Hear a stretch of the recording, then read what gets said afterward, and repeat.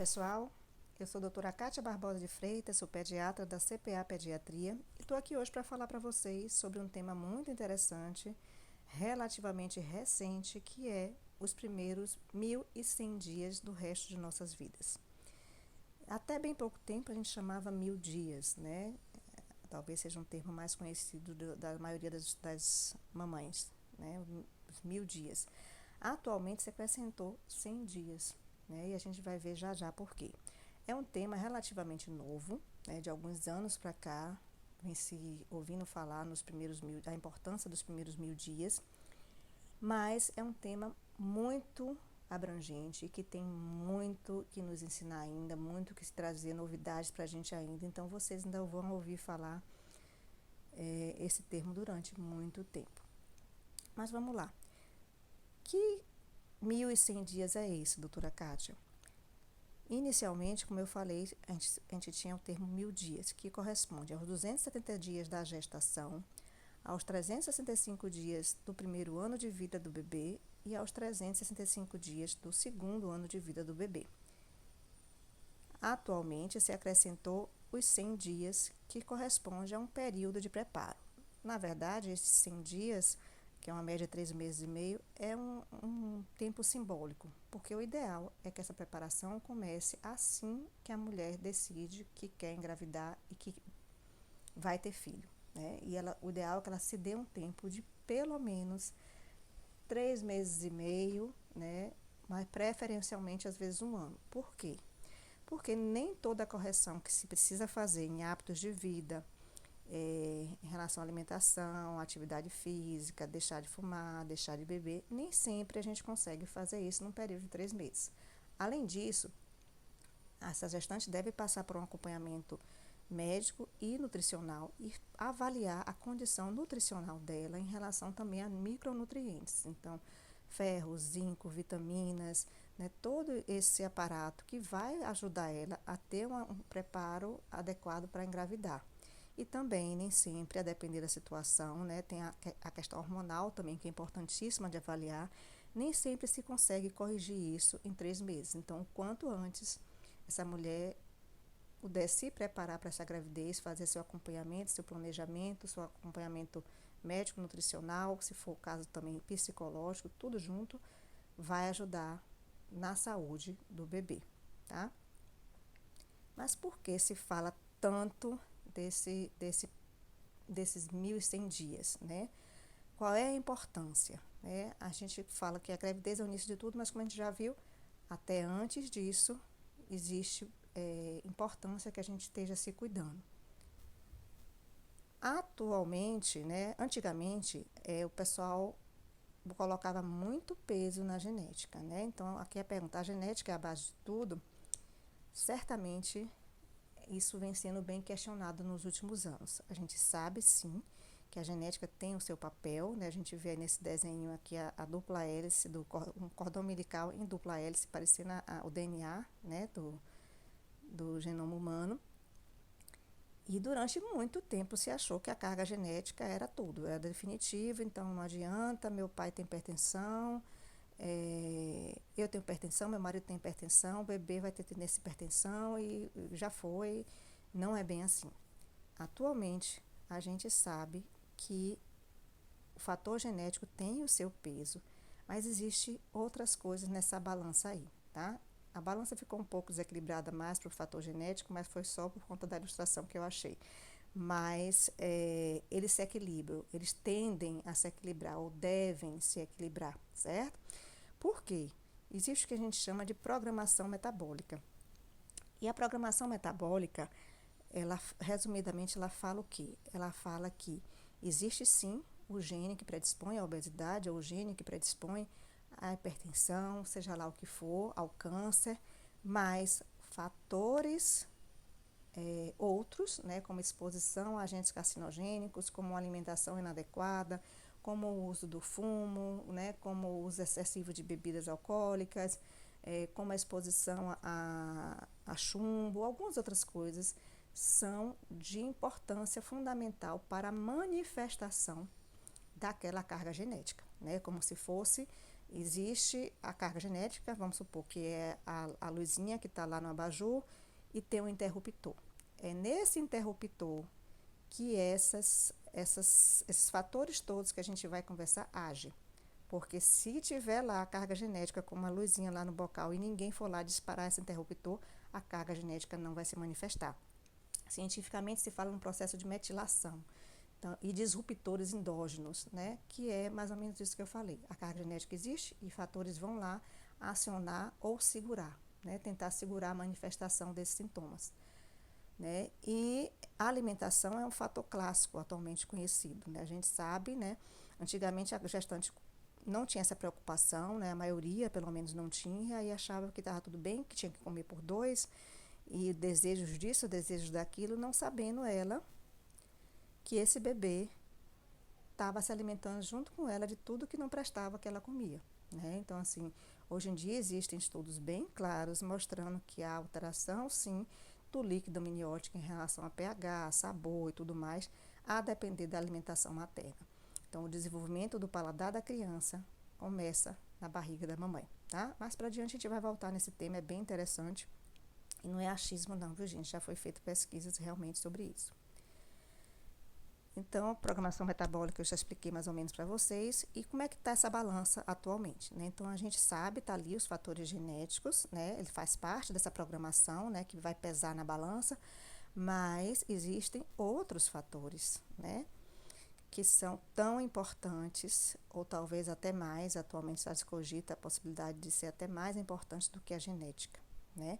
Então, se eu tenho uma criança com tendência, com história familiar de obesidade, e eu invisto nessa programação metabólica, invisto na minha gravidez, na minha alimentação, invisto no aleitamento materno ou na impossibilidade do aleitamento materno no uso de uma fórmula de partida adequada, eu procuro nos primeiros 2 anos de vida cuidar da alimentação dessa criança.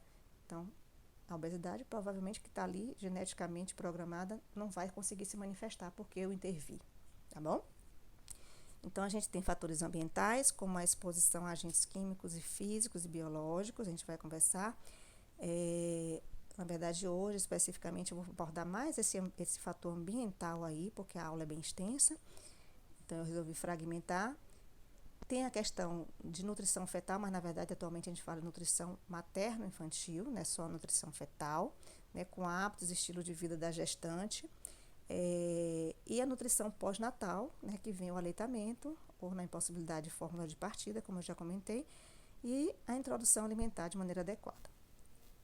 Hoje, como eu falei, vamos falar dos fatores ambientais. O primeiro deles, estresse, né? Então, assim, estresse é o que não vai faltar na gravidez da maioria das mulheres. A gente sabe que um dos fatores de estresse é o relacionamento conjugal, por diversos fatores, às vezes até um casal que está planejando engravidar, mas durante a gravidez tem algumas divergências, tem alguns, não tem um preparo emocional adequado, né? A mãe vê seu corpo transformado, vários fatores podem influenciar. Piorou quando um queria e o outro não queria, ou quando nenhum dos dois queria e chegou essa criança e resolve se assumir, né? Então, isso é um dos fatores que pode levar ao estresse. Outro fator, sobrecarga de trabalho, né? Ela vai ter que administrar uma sobrecarga de trabalho durante a gravidez, é complicado. Questões emocionais em relação à autoestima, insegurança, preocupações, ansiedade. E quando junta tudo isso, né? Que é a mulher que faz tudo em casa, cuida da casa, cuida do bebê, cuida do cachorro, se preocupa com as finanças, então aí é que tem estresse ao quadrado, né?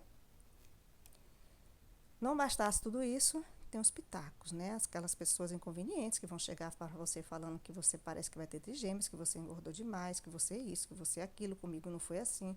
Não existe inúmeras pessoas inconvenientes e a gente tem que aprender a lidar com isso.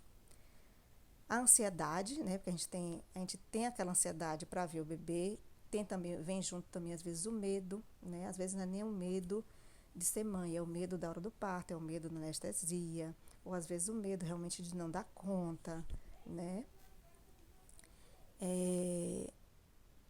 E a própria labilidade emocional dessa gestante, muitas vezes relacionadas a fatores, a mudanças hormonais, né, que deixa ela mais propensa a chorar, a se irritar, a ter essa facilidade de se deixar envolver emocionalmente, né? Então, a gente diz que grávida chora até com propaganda de supermercado.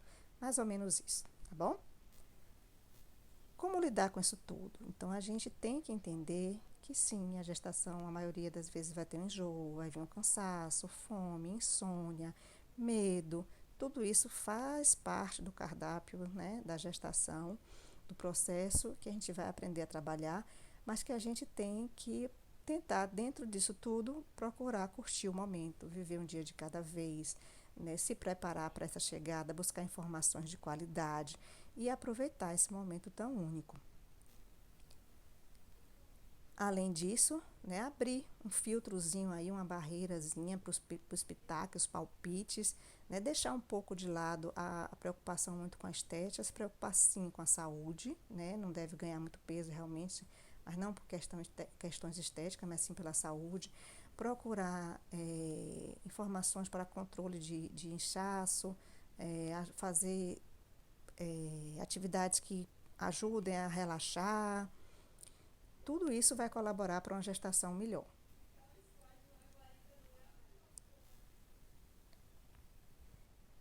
E aí vem o que a gente chama de perigos ocultos, né? Que vem a exposição a agentes físicos e químicos, que é uma coisa de fundamental importância. Muita gente não tem noção do perigo que corre, né, ao consumir alguns tipos de produtos, de substâncias, e dentre elas vem aqui o fitalato. Muita gente não sabe nem o que é fitalato. O fitalato são substâncias acrescentadas aos plásticos para deixar eles mais maleáveis, então eles vêm em embalagem de desodorante, de pasta de dente, sabonete, esmalte, perfume, e nas vasilhinhas plásticas também podem acontecer. Aqui estão alguns produtos, né, que podem conter fitalato.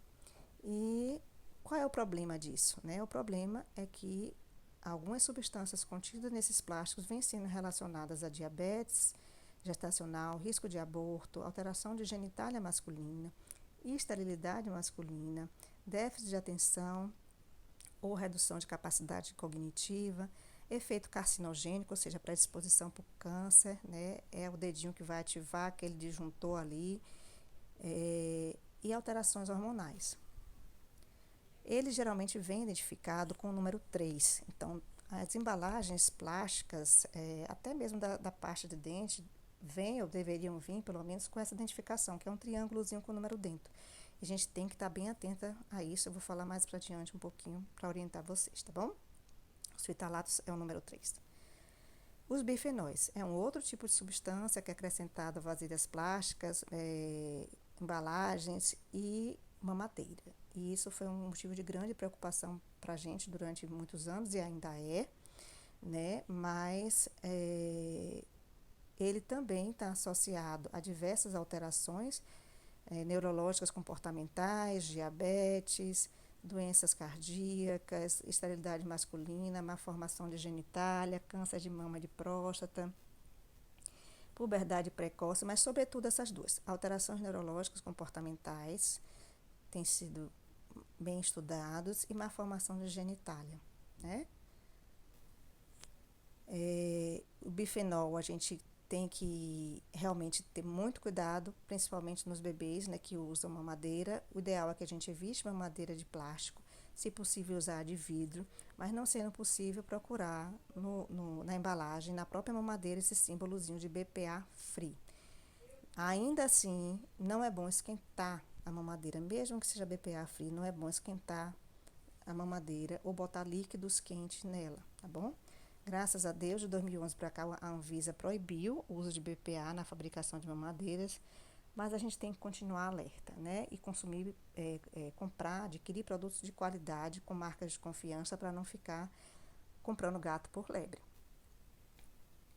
Então, esses plásticos, assim, com a numeração 245, eu geralmente peço para vocês fixarem o número 245, são os melhores, ou podemos dizer os menos piores, né? São os mais seguros, mas ainda assim deve ser evitado levar a mamadeira, ou levar o micro-ondas. O número 1 é uma versão intermediária, né, é relativamente seguro, mas não pode ser colocado líquidos quentes. E os piores são os números 3, 6 e 7, né, que esse, mesmo sem aquecer, eles podem liberar substâncias para o nosso organismo, tá bom?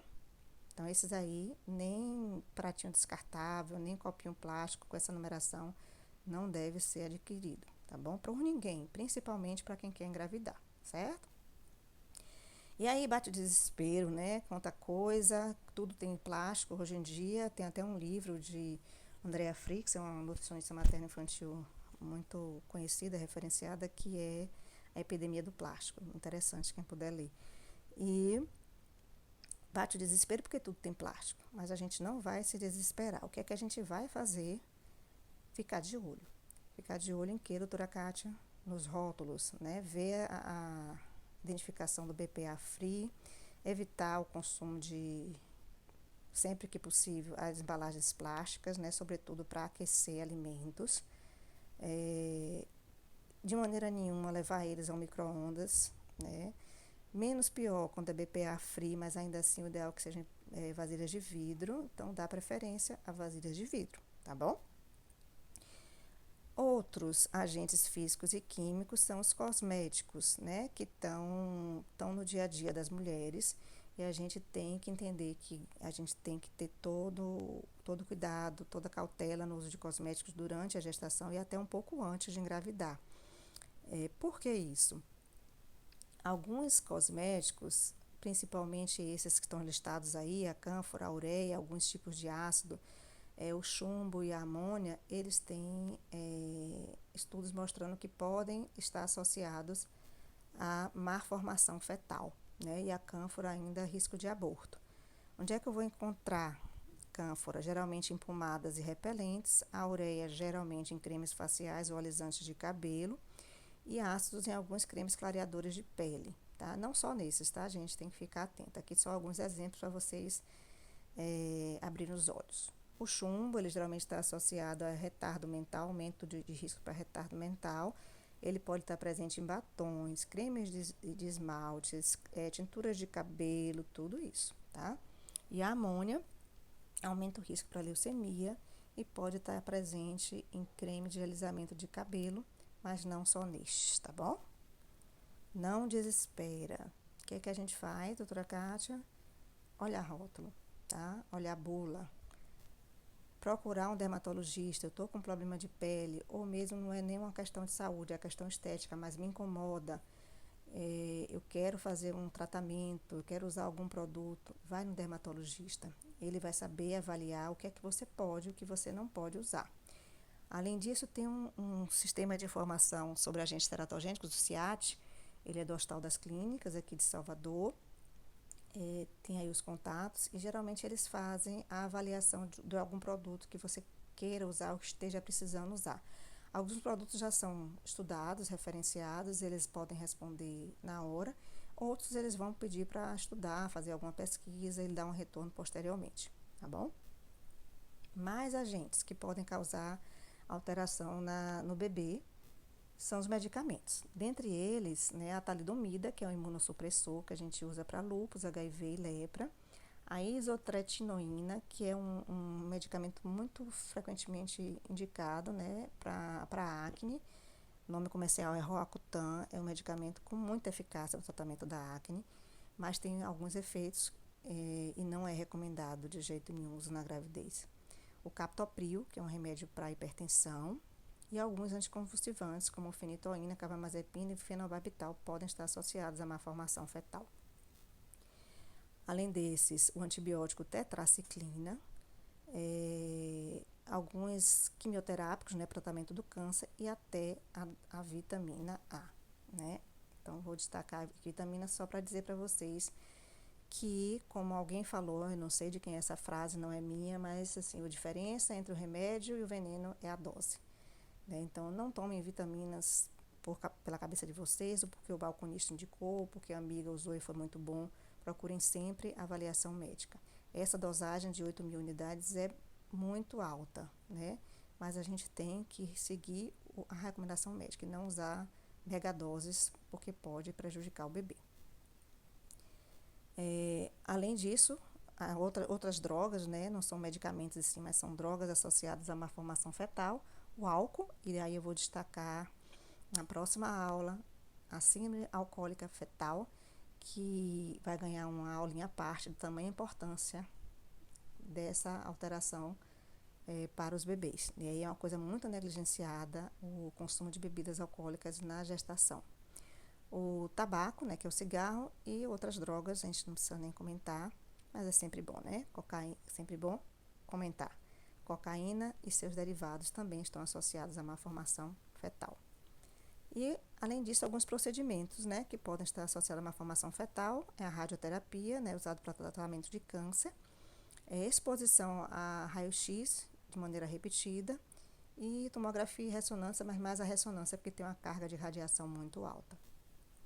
Mais uma vez, a gente tem que ter calma, não adianta desespero, a gente tem que procurar olhar a bula, olhar rótulo, procurar avaliação médica, acompanhamento médico e, mais uma vez, tem à disposição o CIAT para avaliação desses produtos na impossibilidade de consultar o médico.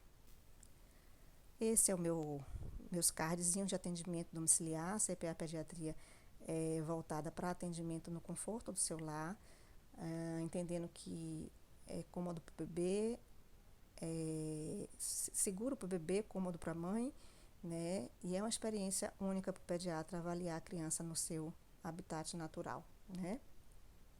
E atualmente, né, devido à questão da pandemia de Covid-21, agora em 2020, a gente foi liberado ao uso de telemedicina, consultas por telemedicina. Não sabemos até quando vai ser permitido, mas se vai manter depois da pandemia, mas por enquanto a gente está podendo atuar sim. Enfim, esses são meus contatos, o Instagram, o Facebook, o WhatsApp, marcação de consultas e o e-mail. Espero que eu possa ter ajudado vocês. Teremos outras aulas falando sobre a questão da programação metabólica e dos riscos de alguns componentes na gestação, hábitos e componentes na gestação. A próxima aula será sobre o álcool, né, síndrome alcoólica fetal, muito importante, e espero vocês lá. Se gostaram do vídeo, se ajudou de alguma maneira, comenta aqui embaixo pra gente, tá bom? Muito obrigada.